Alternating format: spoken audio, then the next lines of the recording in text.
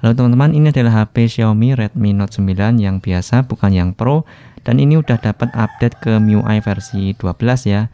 Dan di sini kita akan coba sedikit bahas khusus untuk fitur kameranya atau aplikasi kamera bawaannya sendiri, fiturnya itu apa aja. Nah, ini udah MIUI versi 12, bisa dilihat ya, tampilannya ada control centernya seperti ini. So, bagi kalian yang pengen beli Redmi Note 9 ini, linknya sudah saya taruh di deskripsi ya, silahkan aja. Oke, seperti apa untuk aplikasi kameranya, dimana ini juga ada beberapa perubahan. Langsung aja ya, ini dia.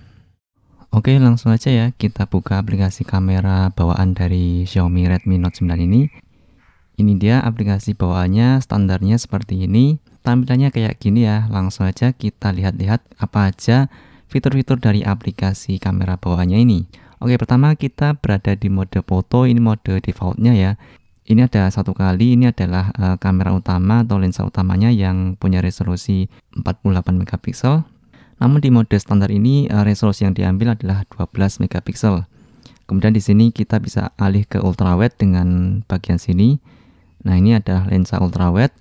Kemudian di bagian sini ada dua kali. Nah, ini adalah lensa zoom. Sebenarnya ini masih pakai kamera utama, cuma ini memang digital zoom ya. Oke, kita kembali ke satu kali.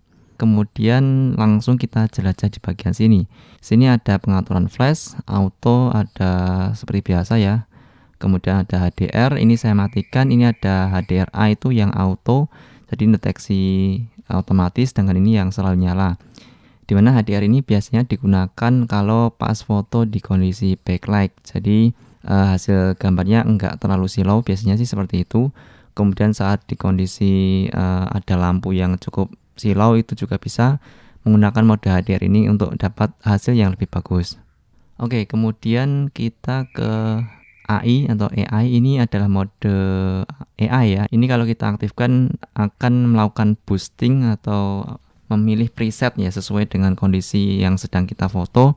Biasanya sih ngefeknya cuma di warna ya. Jadi kalau kita foto seperti ini, hijau-hijau seperti ini, kalau kita AI-nya kita nyalakan biasanya akan lebih hijau lagi dari warna sebenarnya.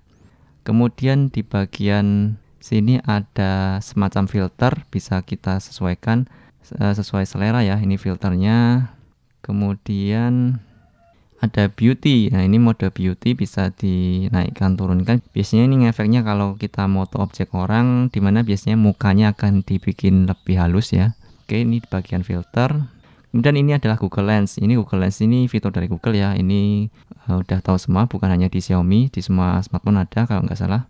Oke, lanjut di bagian sini kita ada beberapa settingan ya. Oh ya, ini MIUI yang versi 12, jadi tampilannya agak beda dengan MIUI versi 11. Jadi tampilan kamera di MIUI 12 kayak gini ya. Bisa dilihat di Redmi Note 9 ini. Di sini kita bisa milih aspek rasio dari fotonya. Ini defaultnya 3:4. Kemudian 1:1 ini biasanya dipakai untuk foto produk yang mau posting ke online shop. Biasanya pakai rasio 1:1. Kemudian di IG juga biasanya juga 1:1.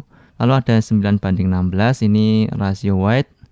Kemudian ada yang lebih panjang lagi yaitu full, jadi satu layar penuh. Nah, ini disesuaikan dengan kebutuhan aja. Kita kembalikan ke default. Kemudian di sini ada timer ya, seperti biasa timer bisa dipilih. Kemudian ini setting ini kita akan buka nanti belakangan. Kita ada movie frame. Nah, movie frame ini fungsinya adalah menambahkan border hitam di sini ya. Jadi looknya kayak seperti film bioskop yang agak memanjang seperti ini. Jadi kalau kita jepret ini nanti akan ada border hitamnya. Kita coba lihat ya. Nah, fotonya jadi ada border hitamnya seperti ini. Oke, kembali kita matikan lagi movie frame-nya. Kemudian ada show grid line. Nah, ini untuk nampilin garis bantu ya. Bisa dilihat sepertinya ada garis bantunya. Lanjut di bagian strike 10. Ini berfungsi untuk ini ada kayak garis horizontal. Ini adalah garis bantu untuk menentukan kemiringan ya. Jadi apakah kita fotonya miring atau enggak itu bisa dibantu dengan adanya fitur ini. Oke, seperti ini contohnya. Oke, kita kembalikan lagi. Lalu ada makro. Nah, ini adalah lensa makronya. Jadi kalau tadi mode ultrawide di sini, mode kamera utama di sini, dan kalau lensa makronya pilihnya di sini ya. Kita klik. Nah, ini makronya juga udah autofocus. Jadi kalau kita tap sini langsung fokus. Kemudian tilt shift. Nah, ini bikin kayak ada efek blur di tengah ya. Jadi efeknya ini agak bulat seperti ini. Di tengahnya ini fokus, di sampingnya blur. Dan ini ada paralel, kurang lebih juga mirip, tapi ini yang fokus agak memanjang kotak segini, yang atas dan bawahnya ngeblur. Oke, kita kembalikan lagi. Kemudian untuk lock focus dan exposure juga bisa dengan cara kita klik dan tahan.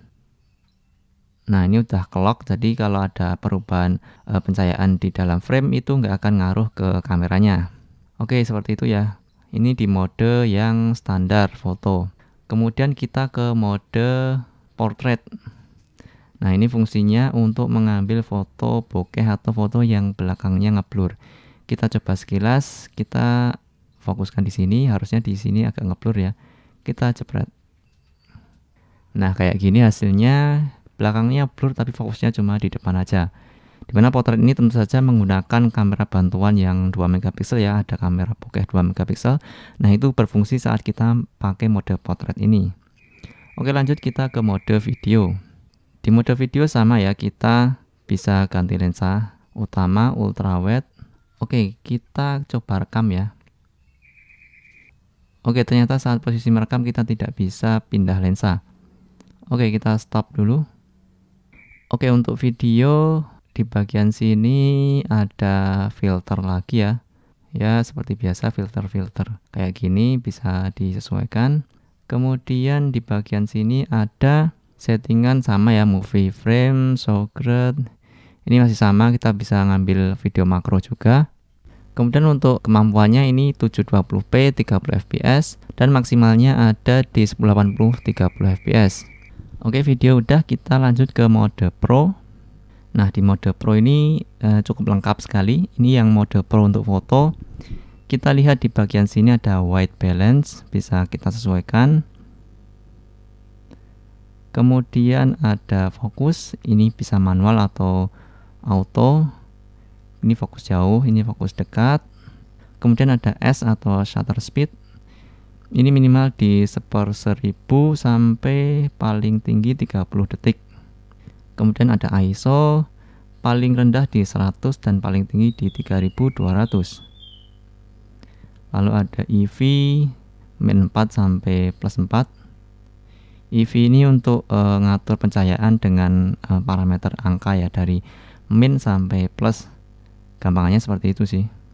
Nah, ini untuk pilihan lensanya ada wide, ultrawide, dan makro. Ini untuk mode pro-nya kayak gini, pilihan lensanya di sini semua. Oke, di sini ada settingan metering, ada frame average, kemudian spot metering, dan kita kembalikan lagi ke default. Kemudian di sini ada mode 48 megapiksel. Jadi bagi kalian yang pengen foto full resolusi 48 megapiksel, ada di sini settingannya. Kemudian ada filter di sini. Dan kita lanjut ke bagian sini ya. Ini yang baru ada di sini adalah RAW. Nah, di sini ternyata sudah support RAW. Bagi kalian yang senang foto-foto dan edit-edit biasanya udah paham ya apa itu RAW ini. Jadi di sini ada dukungan RAW-nya, dan kalau kita foto otomatis akan ada dua file, yaitu file JPEG dan file RAW-nya di galeri. Nah, ini ada file RAW-nya. Ini file yang jadi, ini file RAW-nya. Dan bisa diedit lagi menggunakan aplikasi pihak ketiga. Cukup bagus sih ada file RAW-nya, tapi untuk kualitas kita nggak bahas. Yang jelas ini fiturnya ada, cukup keren sih, cukup lengkap. Kemudian ada grid line sama, ini sama kayak tadi. Nah, kemudian ada focus picking. Nah, ini fitur yang cukup jarang ada di smartphone. Ini fitur kayak di kamera mirrorless ya, dimana kita bisa menentukan atau melihat fokusnya ada di bagian mana. Nah, ini saya aktifkan, fokusnya ada di bagian sini, ada tanda merahnya seperti ini ya. Kemudian kalau kita arahkan ke depan sini, maka fokusnya akan otomatis pindah. Nah, ini fungsinya untuk memberikan informasi yang lebih akurat mengenai fokusnya itu ada di sebelah mana sih. Nah, jadi dengan adanya focus picking ini, kita bisa lebih presisi menentukan titik fokus dari objek yang kita foto. Oke, kemudian Kemudian di sini ada exposure verification, kita matikan packingnya aja. Nah, ini kurang lebih mirip fitur zebra yang ada di kameranya Sony Alpha ya.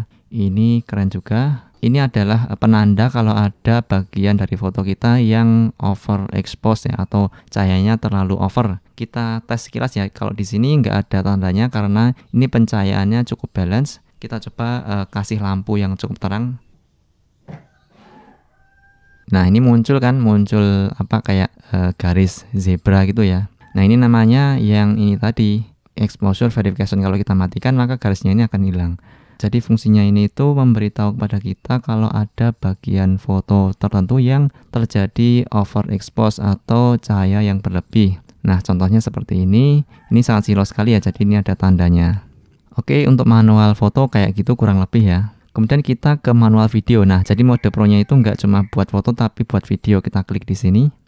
Nah, ini cukup keren juga karena mode pro videonya juga sangat lengkap ya. Ada white balance, hampir sama kayak yang foto tadi. Oke, di sini ada shutter speed juga untuk settingan video ya. Jadi kita bisa atur 1/30 sampai 1/1000 juga. Kemudian ISO juga sama ada. Kemudian pilih lensa juga bisa. Oke, kemudian di video kurang lebih seperti itu ya. Ada mode focus packing dan kayak tadi. Nah, ini ada histogram di mana di sini akan muncul sebuah grafik seperti ini. Nah, ini adalah grafik bantu untuk menggambarkan kondisi exposure atau pencahayaan dari objek yang kita bidik ini. Biasanya untuk para fotografer memang histogram ini udah familiar ya. Jadi bagi kalian yang ingin tahu apa itu fungsinya dan gimana cara bacanya, bisa langsung googling aja karena kalau saya jelaskan ini cukup panjang. Oke, kurang lebih seperti itu untuk settingan manual di video. Kita lanjut ke bagian sini, more. Nah, di more ini ada night atau mode malam. Ya, seperti biasa ini mode malam. Lanjut kita ke ada mode 48MP kayak tadi, short video. Kemudian ada panorama ya, dokumen kayak nyeken tulisan itu pakai mode ini, bahkan lebih terbantu dengan adanya fitur ini. Kemudian ada slow motion. Untuk slow motionnya kita lihat berapa fps. Oh, nggak ada settingannya. Kemudian time lapse, edit. Nah, ini kita bisa edit susunan menunya tadi ya. Jadi ini kan ada menunya foto, video, pro. Nah, ini kita bisa edit, sesuaikan posisinya atau kita tambah juga bisa. Misal kita mau tambahkan mode 48MP di bagian situ tadi, tabnya tadi. Kita tinggal tarik ke sini maka akan nambah fiturnya. Kita coba 2 ya. Nah, kayak gini. Oke. Nah, terus di sini langsung muncul deh. Modenya nambah. Kita bisa atur ya ini. Cukup fleksibel. Oke, kemudian kita ke settingan tadi yang kita lompati tadi. Kita ke setting sini, bagian foto ya, ini kita ke setting. Nah, di sini ada settingan watermark, bisa dihidupkan atau dimatikan. Kita coba ya, kita aktifkan semuanya. Nanti seperti apa tampilannya. Nah, kayak gini watermarknya. Ini tanggalnya dan waktu pengambilannya. Ini tulisannya Redmi Note 9 AI Quad Camera. Ini bisa diaktifkan atau dimatikan. Ini kita bisa custom juga ya, mau watermarknya tulisan apa kita bisa custom. Kita matikan aja. Kemudian ada scan QR code. Ini kalau kita aktifkan maka untuk nyekan QR code kita tinggal pakai kameranya langsung, nggak perlu pakai aplikasi tambahan. Kemudian correct distortion in ultrawide. Ini untuk ngoreksi kalau kita pakai kamera ultrawide. Jadi kalau pakai ultrawide itu biasanya atau standarnya itu biasanya gambarnya ada melengkung di kanan kirinya. Jadi kalau ini kita aktifkan maka lengkungannya akan jadi tidak kelihatan. Kemudian ada correct face distortion in group photos. Jadi kalau ini diaktifkan, ini fungsinya untuk kalau kita foto rame-rame itu kadang orang yang ada di pojok-pojok itu mukanya biasanya agak gepeng ya. Nah, dengan mengaktifkan fitur ini maka hal tersebut bisa diminimalisir. Lalu ada customize. Nah, ini customize ini kayak tadi yang ini, yang kamera mode ini bisa pakai mode tab atau mode panel. Kita coba mode panel ya. Kemudian ada color. Colornya tadi kan kuning, kita bisa edit. Saya ganti ungu coba. Dan sound ini suara jepretannya standar aja. Ada berapa sih? Oke, kemudian kita lihat efeknya. Pertama adalah modenya, tadi kan mode tab ya. Nah, ini untuk cari settingannya kita swipe ke atas bagian sini. Nah, di sini ada mode yang lain, untuk kembali swipe bawah. Kemudian di sini ada warnanya tadi ya, tadi kan kuning, setelah itu saya ganti ungu, jadi di sini aksen warnanya berubah jadi ungu. Oke, kita kembali lagi ke setting tadi. Kemudian ada anti banding, ini fungsinya biasanya yang syuting dengan kondisi pencahayaan lampu, biasanya kadang itu ada yang flicker ya atau kedip-kedip. Nah, ini fungsinya untuk mengatasi masalah tersebut. Tapi biasanya standarnya di Indonesia itu yang 50 Hz.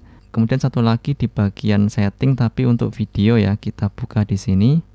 Nah, di sini ada image stabilization ya, ini udah ada stabilizernya IIS. Oke, mungkin seperti itu fitur dari kamera Redmi Note 9 ini.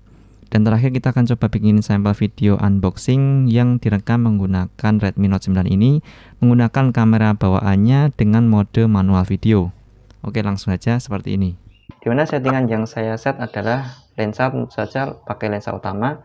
Kemudian ISO harus manual ya, jangan otomatis, supaya exposure-nya nggak berpindah. Kemudian ini saya set ke 100 saja, shutter speed di 1/60 karena video yang saya rekam adalah 30 fps, jadi 2 kali fps ya. Kemudian fokusnya saya auto aja. Kemudian white balance, nah ini harusnya juga manual, kita coba ya, kita paskan supaya pas, kira-kira cocok lah, kira-kira udah bagus menurut kita sesuaikan. Kita cari yang warna yang putihnya biar kelihatan putih, enggak terlalu kuning. Oke, segini aja white balance nya. Oke, tampaknya kurang terang, saya naikkan ISO nya ke 125. Oke, segini ya, cukup ya. Untuk settingan manualnya seperti ini. Oke, inilah video sampel yang direkam menggunakan Redmi Note 9. Kita pakai mode Pro manual ya. BTW ini suaranya saya menggunakan mikrofon eksternal yang saya colok langsung ke Redmi Note 9. Ternyata suaranya bisa langsung masuk menggunakan aplikasi kamera bawaannya ini. Oke, cukup bagus dan seperti inilah hasil fotonya, hasil videonya kalau kita bikin konten unboxing menggunakan Redmi Note 9 ini. Oke, seperti ini. Ya, kalau kita bisa lihat exposure-nya nggak berubah ya, karena kita pakai mode manual shutter speed dan manual ISO ya. Aduh, inilah keunggulan dari mode manual di video. Oke, ini Redmi Note 9 Pro seperti ini cuma untuk ngetes saja kemampuan videonya. Kalau kita pakai mode manual dan kita jadikan Redmi Note 9 ini sebagai HP untuk membuat konten unboxing produk seperti ini, dan ternyata lumayan bisa kalau kita mau mengeksplornya. Oke, kurang lebih seperti ini ya, bisa dilihat dari ketajaman, fokusnya lumayan walaupun enggak cepat-cepat banget, tapi bisa lah. Oke, kayak gini hasil videonya, exposure-nya nggak berubah sekali lagi karena kita pakai mode manual, jadi videonya stabil pencahayaannya ya. Oke, kurang lebih seperti itu.